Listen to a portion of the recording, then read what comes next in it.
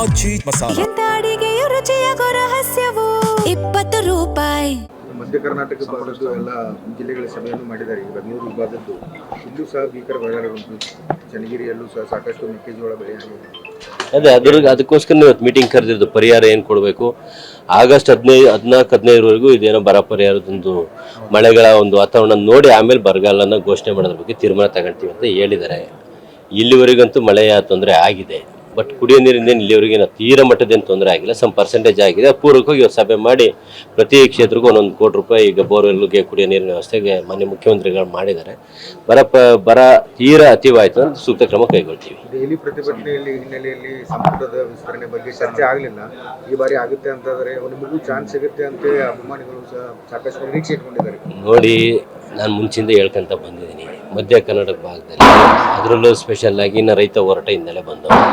ಆದ ಕಾರಣ ನಾನು ಯಾವುದು ದಾವಣಗೆರೆ ಜಿಲ್ಲೆಯ ಪ್ರಯುಕ್ತ ಅಥವಾ ಮಧ್ಯ ಕರ್ನಾಟಕ ಅಥವಾ ಜಾತಿವಾರು ಕೇಳ್ತಾ ಇಲ್ಲ. ರೈತರ ಒಂದು ಹೋರಾಟ ಹಿನ್ನೆಲೆಯಿಂದ ಬಂದಿದೆ. ರೈತರ ಒಂದು ನ್ಯಾಯಕ್ಕೋಸ್ಕರ ಒಂದು ಕೊಡಿ ಅಂತ ಮನವಿ ಮಾಡಿದ್ದೀನಿ. ಅದು ಹೈಕಮಾಂಡಿಗೆ ಬಿಟ್ಟಿದ್ದು. ಯಾಕೆಂದರೆ ನಾನು ಬಯಸ್ದಂಗೆ ಡಿ ಕೆ ಶಿವಕುಮಾರ್ ಸಾಹೇಬರು ಮುಖ್ಯಮಂತ್ರಿ ಆಗಿದ್ದಾರೆ, ನಾನೇ ಮುಖ್ಯಮಂತ್ರಿ ಇದ್ದಂಗೆ ಇದ್ದೀನಿ. ಆದ ಕಾರಣ ಅವ್ರು ಕೊಟ್ಟರೆ ಗುಡ್, ಕೊಳ್ಳಿದ್ರೆ ವೆರಿ ಗುಡ್ ಅಂತ ನಿರೀಕ್ಷೆಯಲ್ಲಿದ್ದೀನಿ.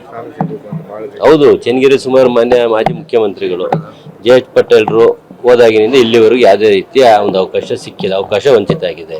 ಆದ ಕಾರಣ ಯಾಕೆಂದ್ರೆ ಚನ್ನಗಿರಿ ಮುಖ್ಯಮಂತ್ರಿ ಕೊಟ್ಟಂಥ ಕ್ಷೇತ್ರ, ಆ ಒಂದು ದಿಟ್ಟ ಒಂದು ಕ್ಷೇತ್ರಕ್ಕೋಸ್ಕರ ಒಂದು ಮಂತ್ರಿ ಸ್ಥಾನ ಕೊಡೋದು ಉತ್ತಮ, ಒಂದು ಅಭಿವೃದ್ಧಿಗೆ ಅನುಕೂಲ ಆಗ್ತದೆ. ಜೊತೆಗೆ ಸುಮಾರು 4 ಜಿಲ್ಲೆನ ಒಳಗೊಳ್ಳುತ್ತದೆ. ಆ ಕಡೆ ಚಿಕ್ಕಮಗಳೂರು ಭಾಗ ಇರ್ಬೋದು, ಈ ಕಡೆ ಶಿವಮೊಗ್ಗ ಇರ್ಬೋದು, ಈ ಕಡೆ ಚಿತ್ರದುರ್ಗ ಇರ್ಬೋದು, ಈ ಕಡೆ ದಾವಣಗೆರೆ, 4 ಜಿಲ್ಲೆ ವ್ಯಾಪ್ತಿ ಸೆಂಟ್ರ್ ಭಾಗ ಚನ್ನಗಿರಿ. ಆದ ಕಾರಣ ಅಲ್ಲಿ ಕೊಟ್ಟ 4 ಜಿಲ್ಲೆಗೂ ಒಂದು ಒಳ್ಳೆ ಪ್ರತಿನಿಧಿ ಕೊಟ್ಟಂಗೆ ಆಗ್ತದೆ.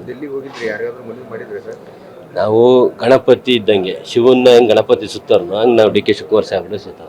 ನಾವು ಒಂದನ್ನೇ ಆರಾಧನೆ ಮಾಡೋದು. ಅವ್ರನ್ನ ಕೇಳಿದೀವಿ, ಅವ್ರು ನಮ್ಮ ನಿಟ್ಟಿನಲ್ಲಿ ಒಳ್ಳೇದಾಗ್ತಿದೆ, ಯುವಕರು ಬೆಳೆಸ್ಬೇಕು ಅನ್ನೋದು ಗಮನ ಇದೆ. ರಾಹುಲ್ ಗಾಂಧೀಜಿ ಅವರು ಸಹ ಇವತ್ತು ಯುವಕರಿಗೆ ಅವಕಾಶ ಮಾಡಬೇಕು ಅಂತಾರೆ. ಆ ನಿಟ್ಟಿನಲ್ಲಿ ಕೊಟ್ಟರೆ ಒಳ್ಳೇದು ಅಂತ ಬಯಸ್ತೀನಿ. ಶಿವನ್ ಮುಂದಿರೋ ಬಸವಾರ ನಾನು ವರ ಸಿಕ್ಕಂಗೆ, ಅದು ನನಗೆ ಕೊಡೋದ್ರೆ ಮುಂದಕ್ಕೆ ಹೋಗಂಗೆ ಇಲ್ಲಲ್ಲ. ಅಲ್ಲ, ನೀವು ಪಟ್ಟಿಗೆ 5 ಜನ ಕೊಡ್ಬೇಕು ಅಂತ ನಾನು ಹೇಳಿದ್ದೀನಿ. ಆ ಪಟ್ಟು ಬದಲಾವಣೆ ಆಗಲ್ಲ.